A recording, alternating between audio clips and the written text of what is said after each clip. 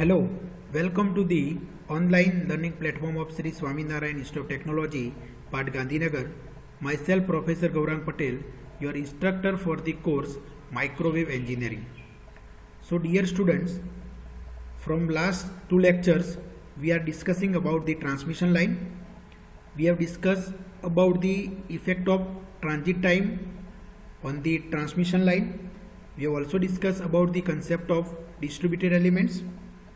We have also discussed the voltage and current on the transmission line and what are the forms of the voltage and current on the transmission line.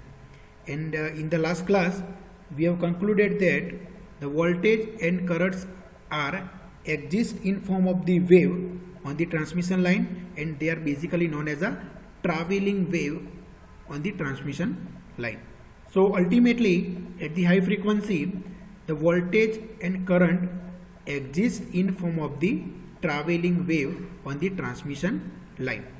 Okay, so as we discussed in the last class, the voltage that exists on the transmission line at the high frequency, it has two components.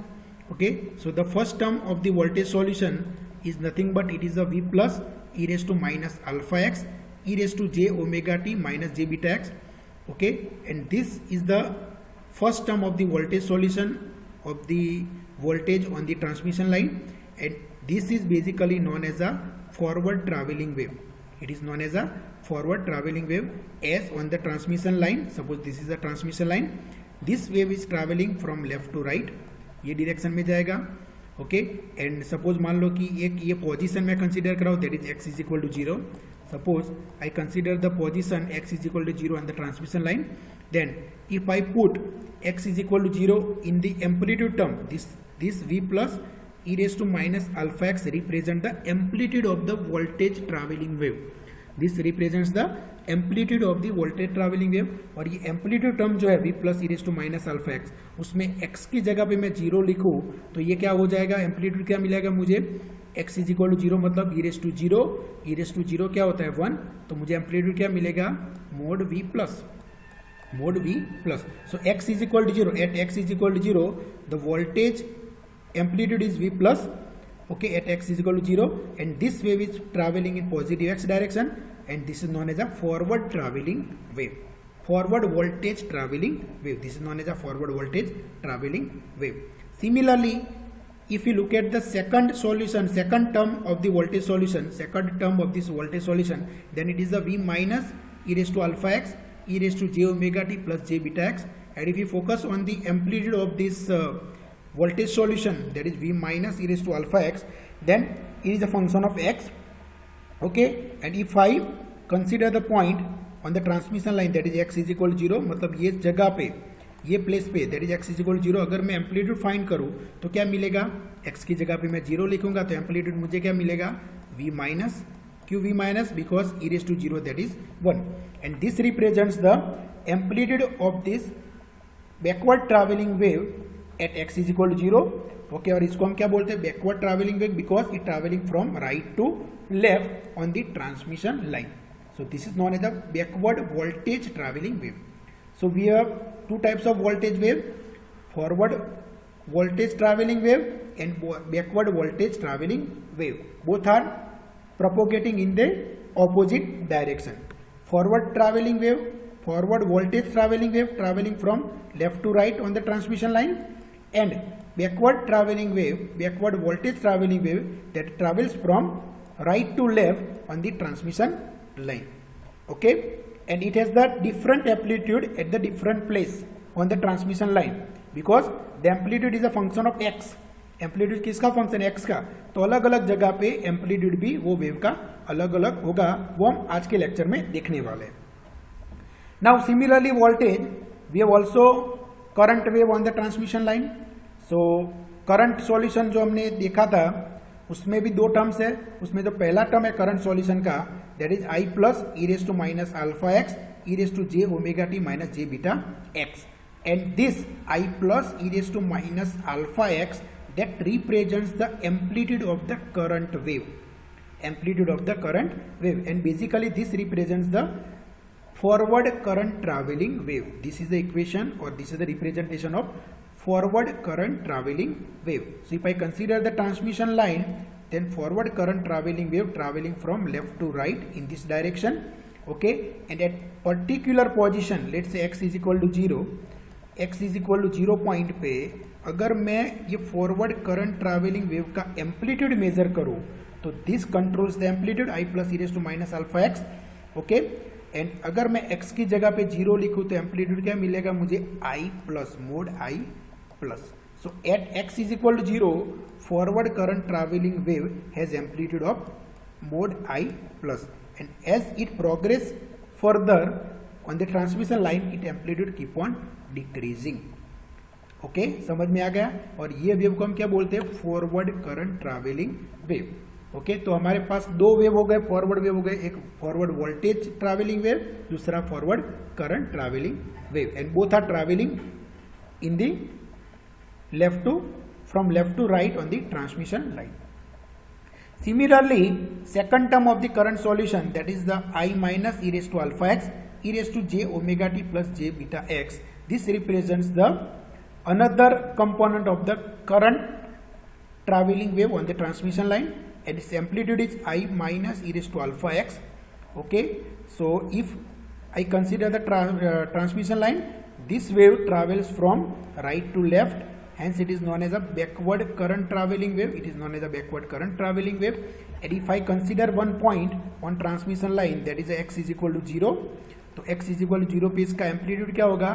x की जगह पे 0 लिखूँ amplitude term में, तो x की जगह पे 0 लिखेंगे तो रेज़ टू 0 क्या हो जाएगा? 1. तो ये एम्पलीट्यूड क्या मिलेगा मुझे? i minus.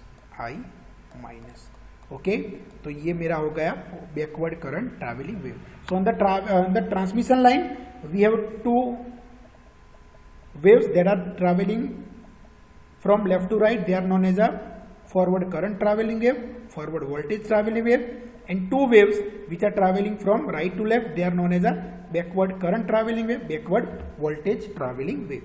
So this thing we have discussed in the last class.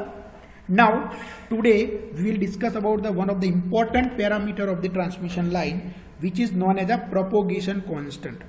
Which is known as a propagation constant. It is known basically complex propagation constant because it is a complex quantity. The propagation constant denoted by gamma, as we know, and it is a complex quantity because it is the function of two parameters, that is gamma is equal to alpha plus j beta. Okay, if you look at the expression for the gamma, that is propagation constant, it is made up of the two parameters. One is the alpha, another is the beta, and it is basically complex quantity. It is a complex quantity, and the characteristics of traveling wave on the transmission line is governed by this parameter. मतलब हमारा जो travelling wave transmission line पे travel कर रहा है तो उसका जो बिहेवियर है वो उसको हम एक्सप्रेस किस मतलब क्या कैसे उसको बिहेवियर को हम कैसे मतलब प्रेडिक्ट कर सकते हैं? Based on the propagation constant. Propagation constant has the effect on the traveling wave, okay, on the transmission line. So the characteristics of traveling wave is governed by the parameter gamma, okay, which is the propagation constant, and gamma is the function of the line parameters of the transmission line. तो हमने line parameters के बारे में discuss किया है. तो कौन कौन से line parameters है transmission line के? One is the resistance R, another is the inductance, conductance G, and capacitance C. Okay, so gamma, which is the propagation constant, that is related to line parameters of the transmission line, and different transmission line has different propagation constant. क्योंकि अलग अलग आप transmission line consider करेंगे तो अलग अलग transmission line के line parameters अलग अलग होंगे. अगर लाइन पैरामीटर्स अलग अलग है तो उसका प्रोपोगेशन कांस्टेंट भी अलग होगा, because propagation constant is the function of line parameters. And basically as I mention, the gamma is a complex quantity, okay, which is the propagation constant, and gamma is equal to alpha plus j beta. Okay, and ये दो term से बना है. जो हमारा gamma है propagation constant, उसमें दो टर्म है, one is the alpha, another is the beta. Okay, and this both the parameters alpha and beta has the effect on the propagation on transmission line.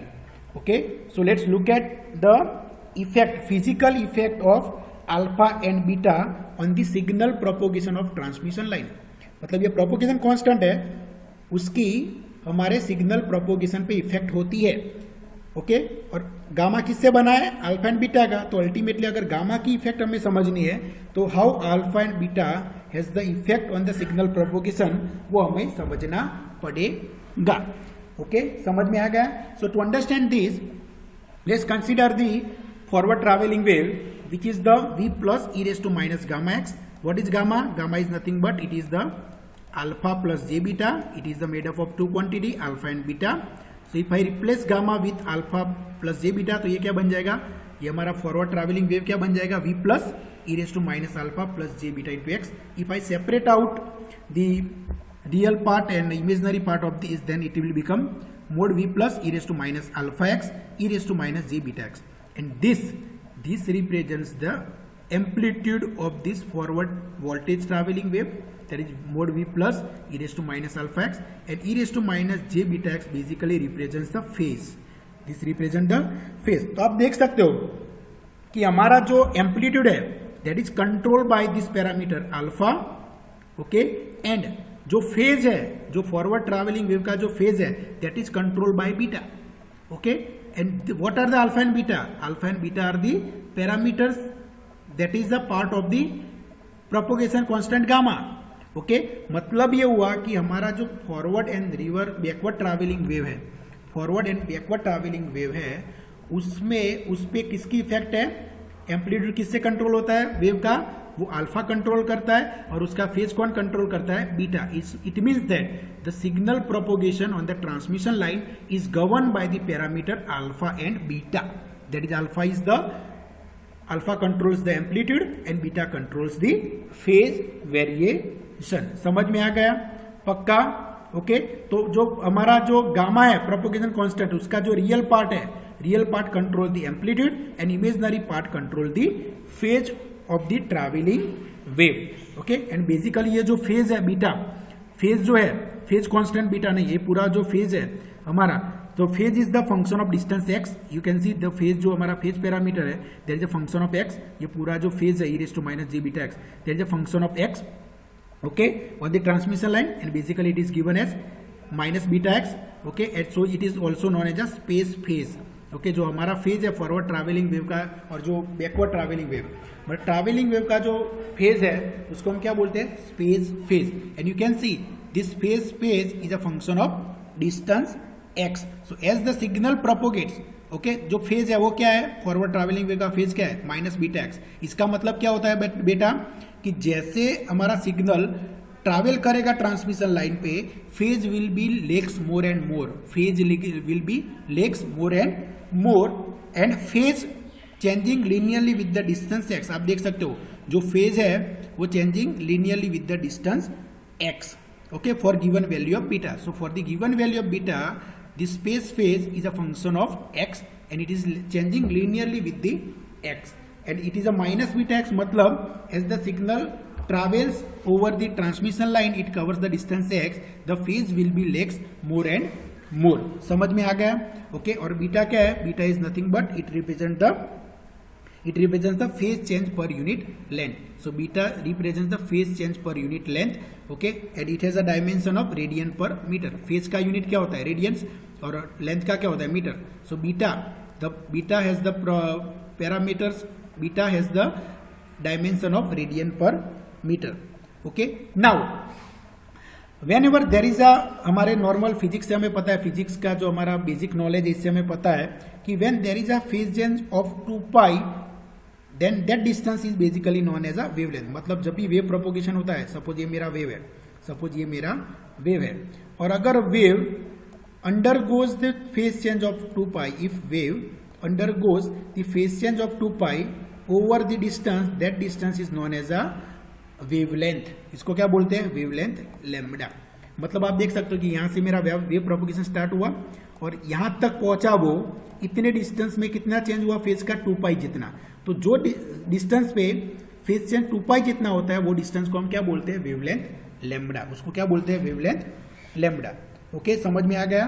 Okay, and you can see कि beta वो क्या represent कर रहा है, phase change per unit length. Beta represent phase change per unit length. So wavelength is also related to beta.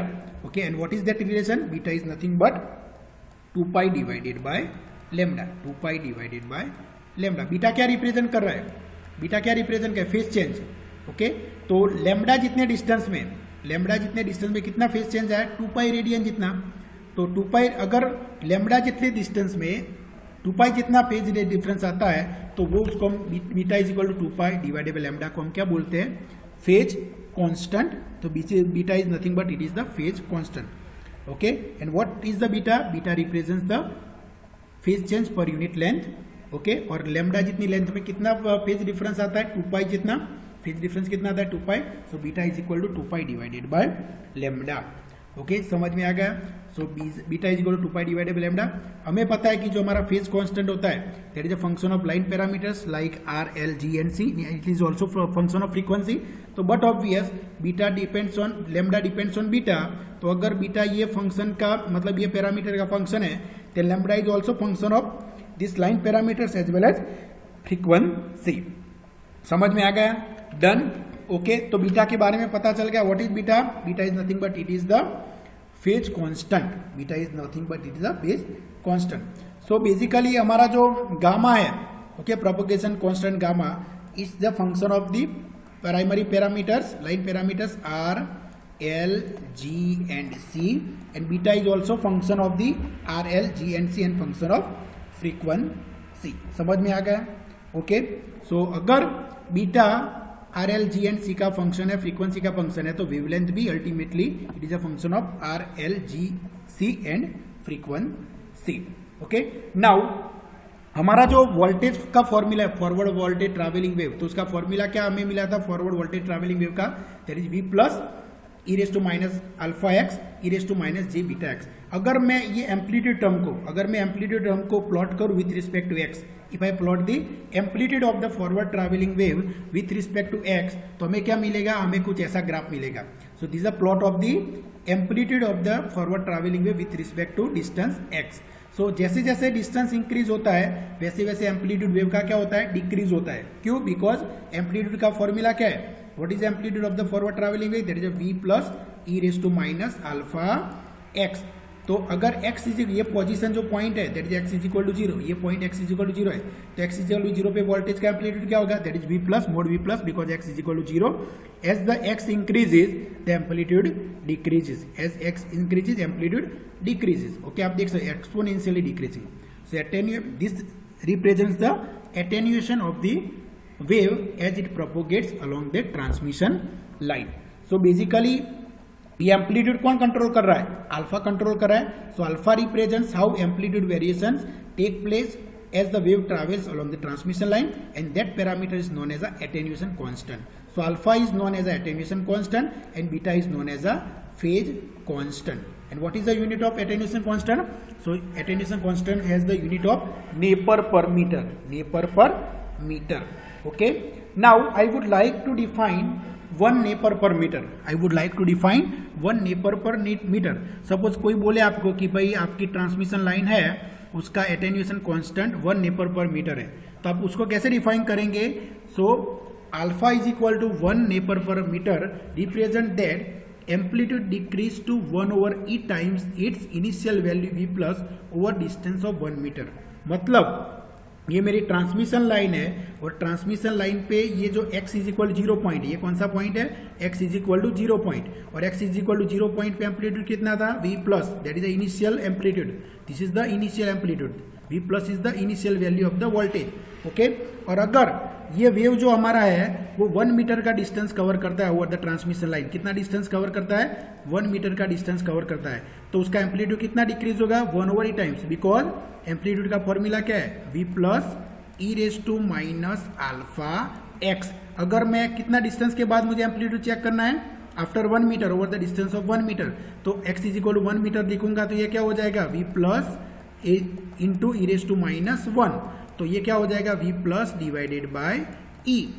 Okay, तो मतलब क्या हुआ, alpha is equal to 1 neper per metre represent that amplitude decrease to 1 over e times its initial value over the distance of 1 metre. अगर आपका travelling wave, forward travelling wave transmission line पे 1 metre का distance cover करता है और उसका amplitude 1 over e times original value के होगा, तो उसका एटेन्यूएशन कांस्टेंट कितना है 1 नेपर पर मीटर है। इतना याद रख लो। समझ में आ गया? पक्का? ओके। नाउ यहाँ पे आप देख सकते हो कि amplitude decrease is the function of x. मतलब जैसे जैसे ट्रांसमिशन लाइन पे हमारा जो वोल्टेज वेव है वो प्रोपोगेट कर रहा है तो उसका एम्पलीट्यूड डिक्रीज हो रहा है। सिमिलरली करंट भी प्रोपोगेट करेगा तो उसका एम्पलीट्यूड डिक्रीज होगा। फॉरवर्ड करंट और फॉरवर्ड वोल्टेज की बात कर रहा हूं मैं। कौन से वेव की बात कर रहा हूं? Forward voltage wave, forward current wave. दोनों ट्रैवलिंग वेव के लिए जैसे डिस्टेंस वो कवर करेगा उसका एम्पलीट्यूड डिक्रीज होगा।